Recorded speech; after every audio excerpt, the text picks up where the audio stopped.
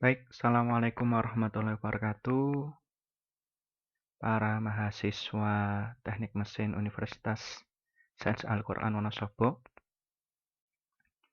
Berikut pertemuan pertama yang akan kita lakukan ya. Pada pertemuan pertama ini di mata kuliah Fisika Teknik ya, kita akan membahas tentang dasar ilmu fisika.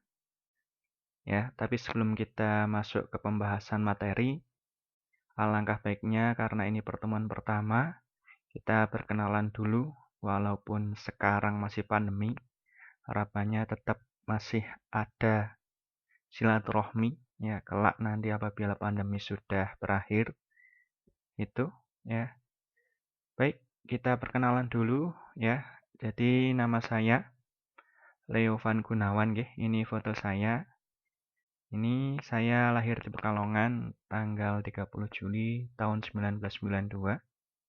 Alamat rumah saya di Bisma Gria Permai, Blok P nomor 22, Kecamatan Kedunguni, Kabupaten Pekalongan. Silahkan bagi mahasiswa yang asalnya dari Pekalongan bisa silaturahmi ke rumah saya ya. Monggo saya persilahkan. Nanti bisa main ke rumah saya ya.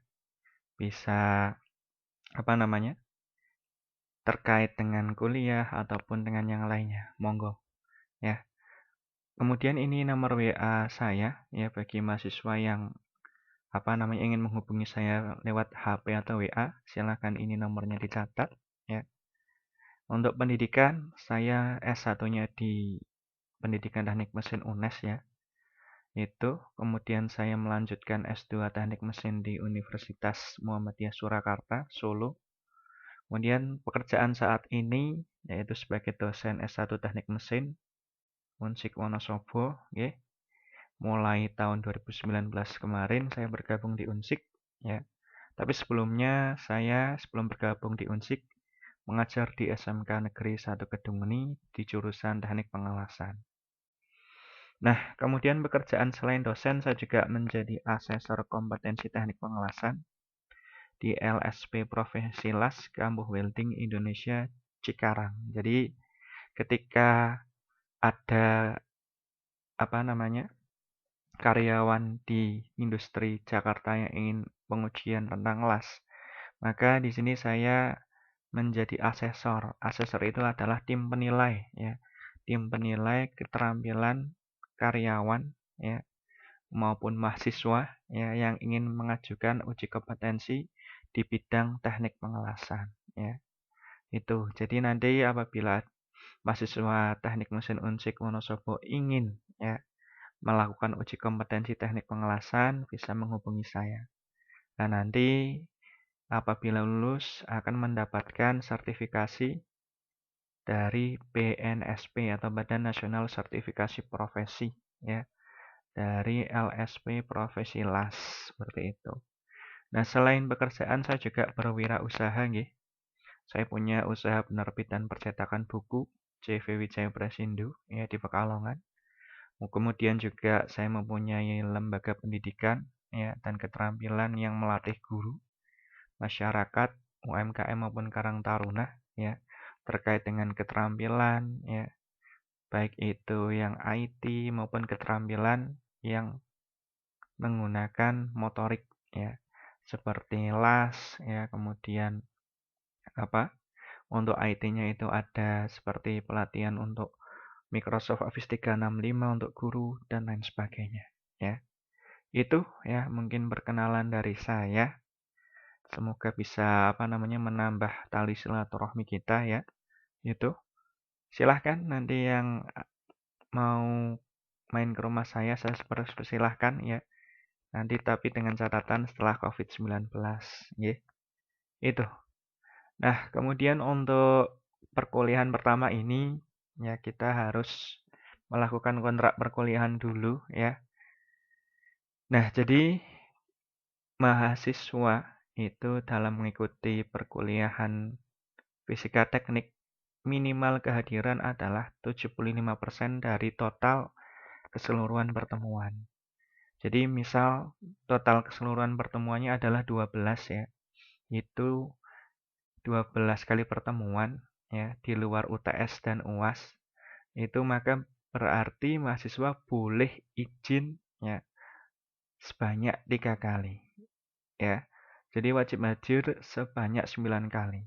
Kurang dari itu maka nilai akan tidak bisa diinputkan seperti itu. Nah, maka harapannya walaupun ini daring ya, para mahasiswa tetap bisa mengikuti kuliah dengan baik ya. Itu hadir, mengerjakan tugas ya, diskusi ya, dan belajar seperti itu. Nah, kemudian proses perkuliahan yang kita akan lakukan ya, yaitu menggunakan sistem e-learning Unsik ya. Ini karena kita masih pandemi, maka kita menggunakan e-learning Unsik ini untuk belajar ya, mengerjakan tugas maupun mengumpulkan tugas. Seperti itu. Jadi memang dosen boleh menggunakan platform lain selain e-learning Unsik. Namun untuk memudahkan perekapan absen maupun monitoring dari kampus, maka dosen diwajibkan menggunakan e-learning Unsik ini. Ya, jadi seperti itu ya kenapa kok saya tidak menggunakan Google Classroom ya maupun Office 365 karena memang ada monitoring dari kampus ya baik kehadiran dosen maupun kehadiran mahasiswa seperti itu. Nah, kemudian setiap mahasiswa wajib mengisi diskusi pada e-learning Unsik sebagai bukti kehadiran presensi atau kuliah. Nah, ini saya berikan bocoran seperti itu. Karena yang dimonitoring pihak kampus adalah keaktifan mahasiswa dalam diskusi sebagai bukti kehadiran presensi ya. Di situ berarti mahasiswa wajib ya memberikan komentar ya dalam bentuk diskusi tentang materi yang disampaikan oleh dosen. Nah, jadi untuk selanjutnya berarti nanti semua mahasiswa wajib berdiskusi satu sama lain ya, menyampaikan pandangan terkait materi ya. Itu. Jadi keaktifan mahasiswa sangat penting ya dalam pembelajaran daring ini. Nah, kemudian untuk nilai akhir perkuliahan ya. Ini ada keaktifan diskusi ini ya. Ini termasuk poin penting dalam nilai akhir dari perkuliahan ya selain kuis, UTS dan UAS. Nah, kuis ini karena ini fisika ya maka ini nanti banyak dari kuis itu berbentuk soal latihan ya. Jadi saya berharap ya para mahasiswa tidak malas untuk belajar ya mengerjakan soal terutama fisika ini ya. Karena semakin banyak mengerjakan dan berlatih maka semakin mudah dalam menyelesaikan ujian ya. Baik itu ujian tengah semester maupun ujian akhir semester. Nah, seperti itu. Nah, untuk bobot bagaimana Pak? Bobot penilaian. Bobot penilaian untuk keaktifan itu sama kuis ya. Ini bobotnya ya. Untuk keaktifan kurang lebih di sini adalah 20% ya. Itu. Kemudian untuk kuis itu juga hampir sama antara 20 sampai 25% ya. Kemudian untuk UTS itu kurang lebih adalah 25%. Untuk UAS ini yang paling tinggi ya. 30 sampai 35% lah itu. Nah, maka tolong ya semuanya baik mahasiswa ya maupun dosen saling mengingatkan satu sama lain ya untuk aktif dalam diskusi dan menanyakan tugas terkait materi yang telah disampaikan. Seperti itu. Nah, kemudian kita masuk ke dalam pembahasan dasar ilmu fisika ya. Jadi secara ranah keilmuan atau secara bahasa, definisi ilmu fisika adalah ilmu alam yang mempelajari materi ya, seperti gerak dan perilakunya, kemudian ruang dan waktu ya, dengan konsep yang berkaitan seperti energi, gaya. Nah, itu. Kemudian fisika merupakan salah satu ilmu sains paling dasar, ya, dari beberapa ilmu dasar lain seperti matematika, ya, dan lain sebagainya. Kemudian tujuan utama fisika adalah memahami bagaimana alam semesta itu bekerja, ya. Jadi kita belajar ilmu fisika, ya, itu sama juga mempelajari tentang alam, ya. Atau bahasanya di dalam Islam itu adalah tadabbur alam itu. Nah, maka sebagai seorang muslim, ya, kita wajib belajar, ya, walaupun sampai akhir hayat, ya. Itu karena yang saya pernah dengar dari pengajian itu, kalamullah itu tidak hanya berupa Al-Qur'an, ya, tetapi juga alam, ya. Alam itu di situ juga ada kalamullahnya. Ya, jadi kita kalau membaca alam itu, ya, itu di situ banyak sekali hal-hal yang belum kita pahami, ya. Kalau kita sudah mulai menemukan akan keunikan dan keistimewaan Allah dalam menciptakan alam, maka keimanan kita akan bertambah, ya. Maka seorang muslim, ya, wajib belajar sampai akhir hayat, ya. Oke. Nah, ini merupakan fundamental atau dasar dari ilmu alam, ya. Jadi ilmu alam itu terbagi menjadi 3 cabang, ya. Nanti di setiap cabang ini akan muncul ilmu-ilmu cabang lain seperti itu. Contohnya ini adalah ilmu dasar fisika, kimia, dan biologi. Fisika ini nanti ada cabangnya lagi, ya. Contohnya seperti mekanika, ya, termodinamika, ya, kalkulus dan sebagainya. Kemudian kimia, ya, ada kimia industri, ya, ada kimia apa namanya? Kimia teknik, ya, yang kaitannya dengan kimia yang dipelajari kita ini. Yang di teknik mesin juga ada kimia teknik, ada kimia industri, ya. Kemudian biologi, ya. Biologi banyak cabangnya, ya. Ada kesehatan, ya, yang di bagian kesehatan, ya. Kemudian ada ilmu gizi dan lain sebagainya. Nah, di sini kita patut merenungkan, ya, arti dari Quran surat Al-Mulk ayat 1 sampai 3. Di sini yang artinya, kamu sekali-kali tidak melihat pada ciptaan Allah yang Maha Pemurah sesuatu yang tidak seimbang di dunia ini, ya. Maka lihatlah berulang-ulang. Adakah kamu lihat sesuatu yang tidak seimbang? Ini yang dimaksud adalah pada bumi dan alam semesta seluruh isinya, ya. Nah, kenapa kok Allah menciptakan sesuatu itu dengan seimbang? Ya, contoh, ya, adanya apa namanya? Laki-laki dengan perempuan, imbang itu. Itu kemudian jika kita cermati, ya, Allah apa namanya menciptakan makhluk hidup juga laki-laki dan perempuan, ya. Tidak hanya manusia, ya.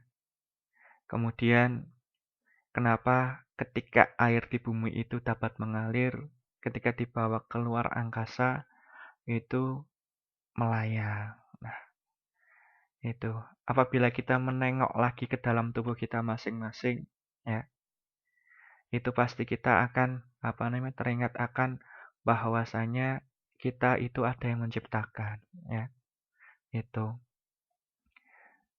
tidak mungkin sekecil sel bisa membentuk jantung, ya.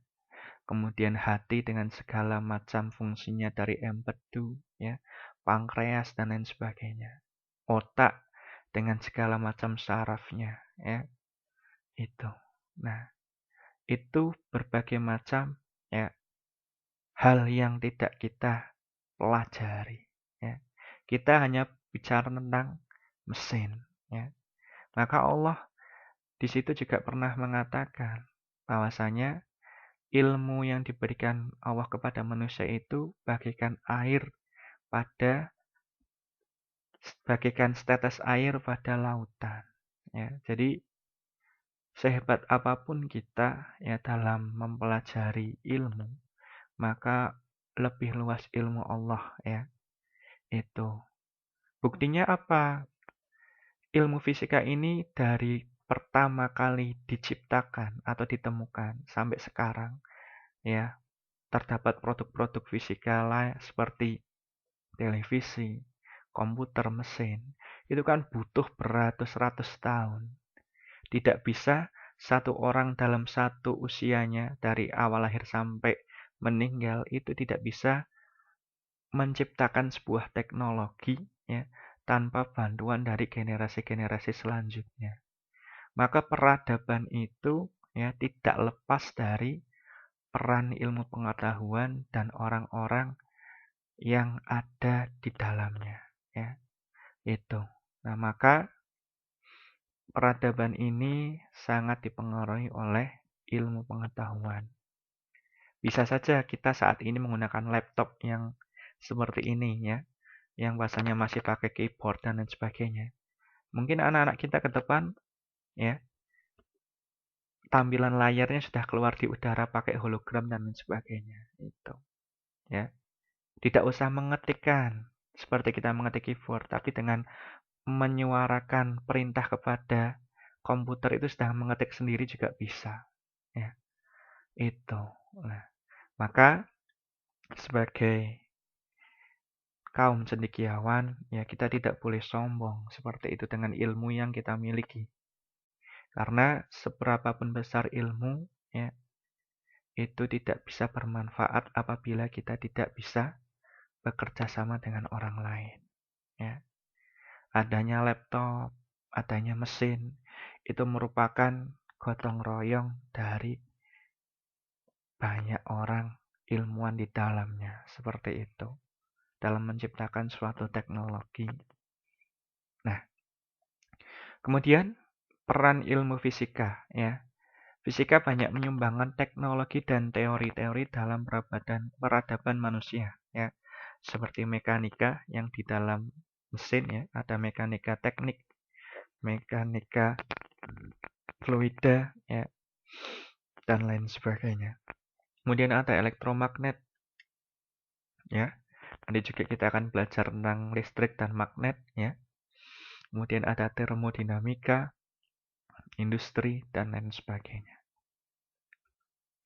Nah, kemudian ini beberapa contoh ya peran dalam bidang fisika ya, penemuan-penemuan ilmuwan dalam bidang fisika. Ini salah satunya ada dari kaum muslimin ya, Ibnu Al-Haytham ya, tahun 1965 sampai 1040 ya, pencetus optik ya. Nah, sekarang dari penemuan Al-Haytham ini ya bisa kita rasakan manfaatnya. Antara lain yaitu tentang optik ya, lensa. Lensa pada HP kita ya, pada komputer kita ya. Itu merupakan konsep dasar yang ditemukan oleh Al-Haytham ya. Jadi tidak hanya dari kaum-kaum non-muslim yang menemukan. Dari muslim juga berperan seperti itu. Maka peradaban itu tidak memandang itu muslim maupun non-muslim. Kita saling bergotong royong bersama. Itu untuk membangun sebuah peradaban. Ya, itu. Nah, kemudian ada Sir Isaac Newton. Ini terkenal dengan hukum Newtonnya ya. Tentang hukum gerak ya. Hukum gravitasi ya, yang merupakan capaian terpenting dalam fisika klasik ya. Ada fisika klasik dan fisika modern seperti itu. Nah, kemudian ada Max Planck ya. Itu pencetus teori mekanika kuantum. Itu ya. Terkait kuantum itu berarti terkait dengan atom ya. Mekanika atom atau partikel terkecil dari sebuah zat ya. Nah, ini kalau bicara tentang partikel terkecil ya, ini sangat sangat menarik sekali ya.